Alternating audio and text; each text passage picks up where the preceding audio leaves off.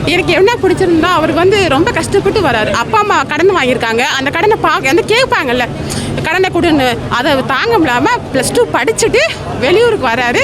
அங்கே வந்து எப்படி கஷ்டப்படுறாரு அதுதான் கதையே. சூப்பராக பண்ணியிருக்காரு. அதெல்லாம் சொல்ல முடியாது. அவ்வளோ அழகாக அருமையாக நடிச்சிருக்காரு. நல்லா இருக்கு படமே. சூப்பராக இருக்கு.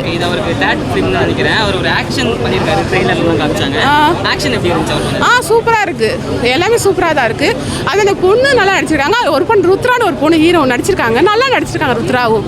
ரொம்ப அருமையாக இருக்கு. பாட்டி சாங்ஸ் எல்லாம் சூப்பராக இருக்கு. ஃபேமிலியோட வந்து பாருங்க நல்லா இருக்கு. என்ன சொல்ல வராங்க படத்தில் என்ன சொல்ல வராங்கன்னா நாங்களாம் அந்த கிராமத்துலேருந்து வராங்களா நாங்களாம் சாதிக்கக்கூடாதா அந்த மாதிரி சொல்லியிருக்காரு.